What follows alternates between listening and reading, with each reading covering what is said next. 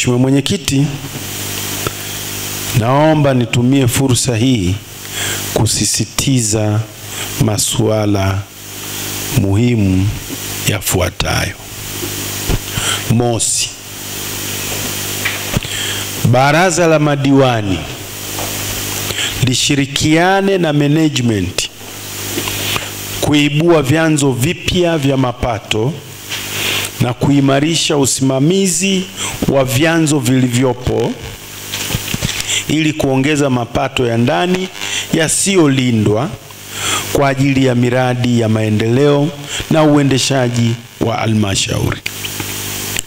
Mkurugenzi wa halmashauri, hakikisha kuwa fedha zote zinazokusanywa kwenye vyanzo vya mapato ya ndani zinapelekwa benki kwa mujibu wa sheria.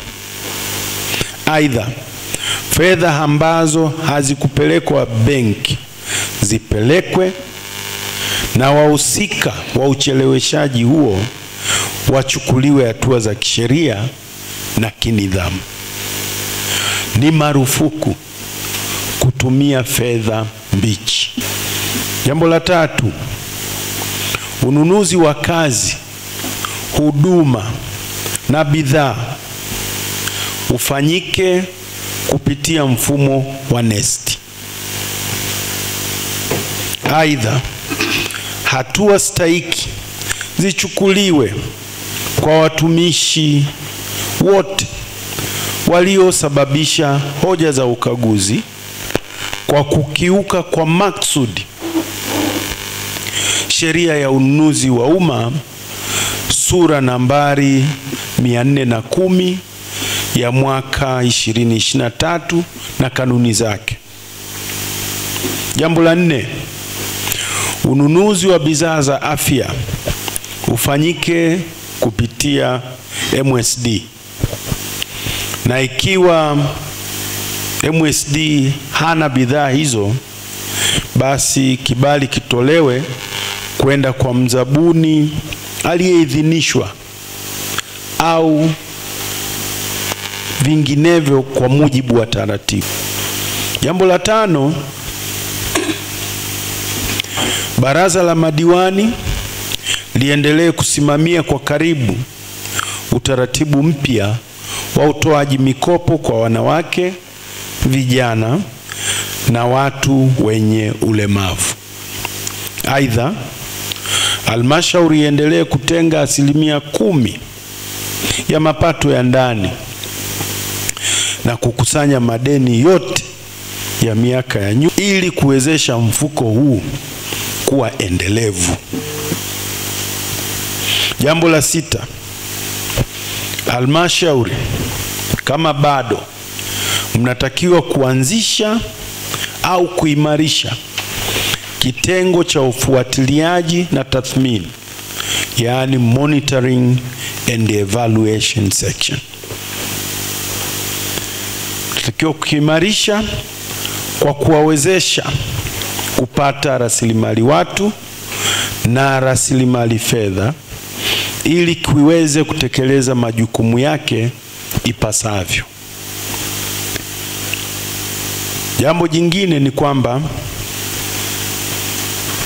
management ihakikishe kuwa inatenga na kupeleka fedha za uendeshaji wa ofisi za mitaa kwa mujibu wa mwongozo wa budget 2024 2025 na bajeti 2025 2026 kwa angalau shilingi 200,000 kila robo mwaka kwa kila mtaa.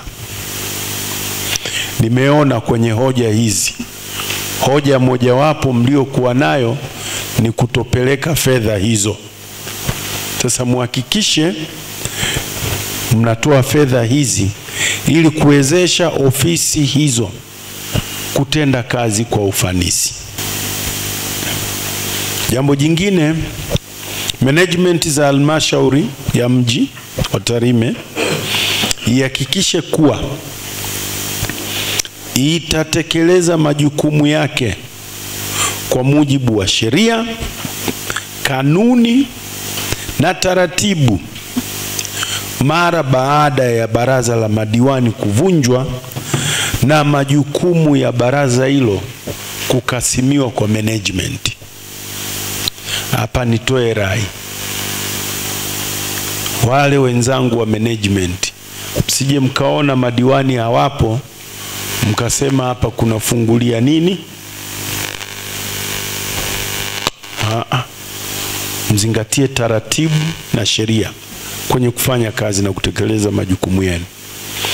Na niwataki waheshimiwa madiwani, mtakapoenda kushiriki mchakato wa uchaguzi, mkirejea mje mkiwa wakali kweli kweli kama mbogo aliyejeruhiwa.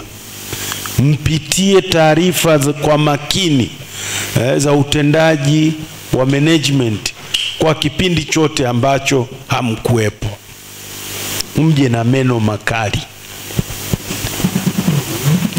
Jambo jingine, mkurugenzi halmashauri, hakikisha kuwa waheshimiwa madiwani watakaochaguliwa kwenye uchaguzi mkuu wa mwaka 2025 pale Oktoba, basi wanapata mafunzo elekezi kuhusu wajibu, haki na mipaka yao kwenye uongozi wa umma. Na jambo la mwisho lakini si kwa umuhimu, halmashauri inapaswa sasa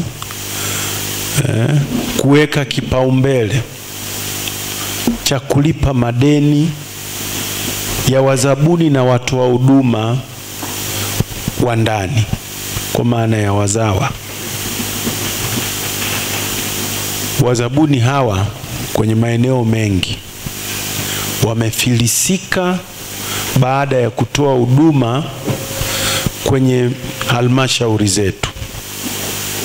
Kuna halmashauri ambazo zimekuwa zikidaiwa kwa zaidi ya miaka 10 huduma walizopatiwa na wazabuni hawa au watu wa huduma wazawa, ambao kimsingi mitaji yao wengi si mikubwa sana. Wengine walikuwa na mikopo ya mabenki, lakini baada ya kutoa huduma na fedha zile kucheleweshwa, wengine hata mali zao zilifilisiwa na mabenki. Jambo ambalo ni hatari kwa ustawi wa uchumi wa halmashauri yenu na mkoa wetu kwa ujumla. Wale wazawa wanaonyanyuka kiuchumi na kuweza kufikia hatua ya kutoa huduma kwa serikali au kuendesha kandarasi kwa halmashauri zetu, ni lazima tuhakikishe kuwa tunawalipa kwa wakati ili waendelee kukua na sio kuwadidimiza.